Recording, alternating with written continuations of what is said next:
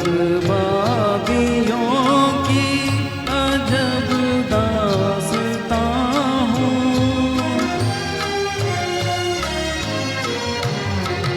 बर्बादियों की अजब दास्तां हूँ। शबनम भी रोए न वो आसमां हूँ। ये घर मुबारक हमें अपनी आहें, कोई उनसे कह दे हमें भूल जाए।